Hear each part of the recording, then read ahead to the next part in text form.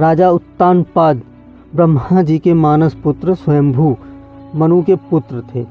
उनकी सुनीति एवं सुरुचि नामक 2 पत्नियां थीं। उन्हें सुनीति से ध्रुव एवं सुरुचि से उत्तम नामक पुत्र प्राप्त हुए। वे दोनों राजकुमारों से समान प्रेम करते थे। यद्यपि सुनीति ध्रुव के साथ साथ उत्तम को भी अपना पुत्र मानती थी, तथापि रानी सुरुचि ध्रुव और सुनीति से ईर्ष्या और घृणा करती थी। वह सदा उन्हें नीचा दिखाने के अवसर ढूंढती रहती थी। एक बार उत्तानपाद उत्तम को गोद में लिए प्यार कर रहे थे, तभी ध्रुव भी वहां आ गया। उत्तम को पिता की गोद में बैठा देखकर वह भी उनकी गोद में जा बैठा। यह बात सुरुचि को नहीं जची। उसने ध्रुव को पिता की गोद से नीचे खींचकर कटु वचन सुनाए। ध्रुव रोते हुए माता सुनीति के पास गया और सब कुछ बता दिया। वह उसे समझाते हुए बोली, बस भले ही कोई तुम्हारा अपमान करे, किंतु तुम अपने मन में दूसरों के लिए अमंगल की इच्छा कभी मत करना।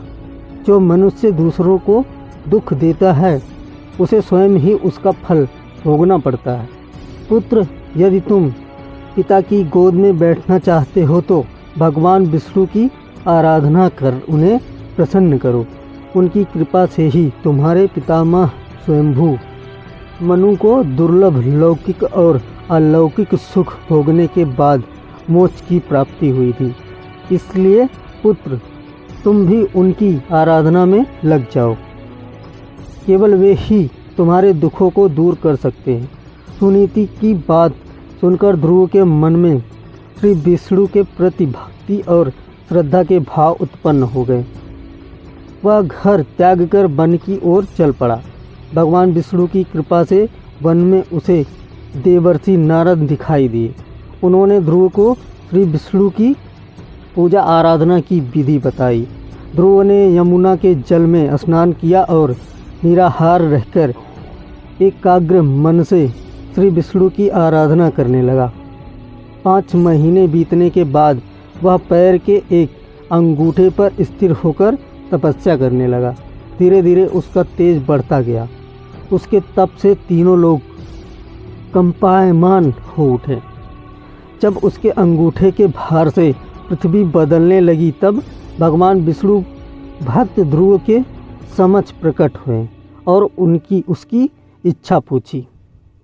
ध्रुव भाव विभोर होकर बोला, भगवान, जब मेरी माता सुरुचि ने अपमानजनक शब्द कहकर मुझे पिता की गोद से उतार दिया था, तब माता सुनीति के कहने पर मैंने मन ही मन यह निश्चय किया था कि जो पर ब्रह्मा भगवान श्री विष्णु इस संपूर्ण जगत के पिता हैं, जिनके लिए सभी जीव एक समान हैं, अब मैं केवल उनकी गोद में बैठूंगा।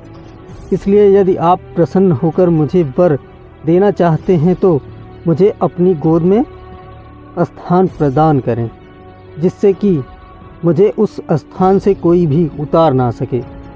मेरी केवल इतनी सी अभिलाषा है।